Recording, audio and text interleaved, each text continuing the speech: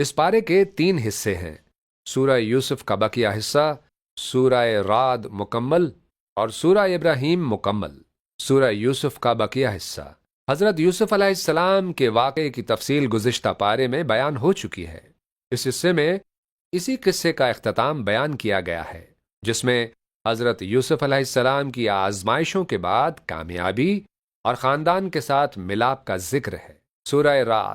سورہ رعد میں 5 بنیادی مضامین بیان ہوئے ہیں: قرآن کی حقانیت، توحید، قیامت، رسالت، نیک لوگوں کی 8 صفات اور بدبختوں کی 3 نشانیاں۔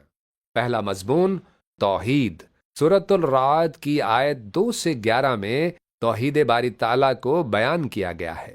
فرمایا، آسمان و زمین، چاند و سورج، دن و رات، پہاڑ، دریا، فصلیں اور مختلف ذائقوں والے پھل پیدا کرنے والا صرف اللہ تعالیٰ ہے۔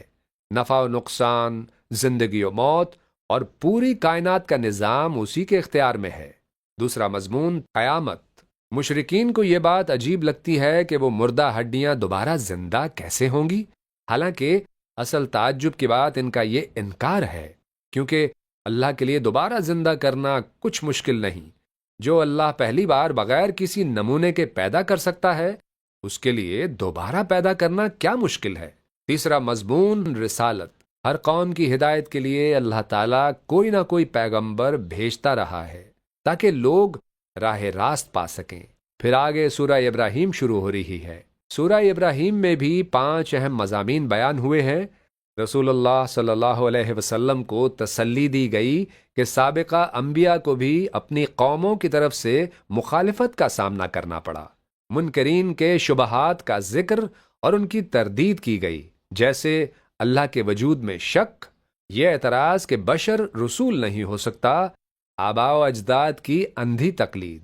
تیسرا مضمون قیامت، یہاں قیامت کے دن شیطان کا وہ مشہور اعتراف بیان ہوا ہے جب وہ اپنے پیروکاروں سے کہے گا کہ اللہ کا وعدہ سچا تھا، میرا وعدہ جھوٹا تھا، میں نے تم پر کوئی زبردستی نہیں کی، تم خود میرے بہکاوے میں آ گئے، آج مجھے نہیں بلکہ اپنے آپ کو ملامت کرو۔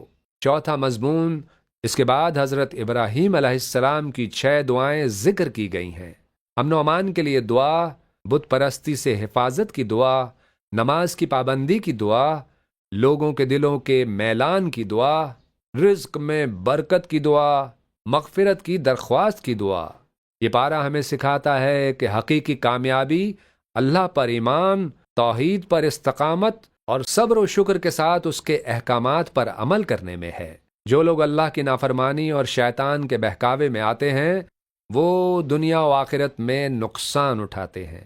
اے اللہ، ہمیں حق پر ثابت قدم رکھ، اپنی نعمتوں کا شکر ادا کرنے والا بنا اور ہمیں دنیا و آخرت کی کامیابی عطا فرما، آمین۔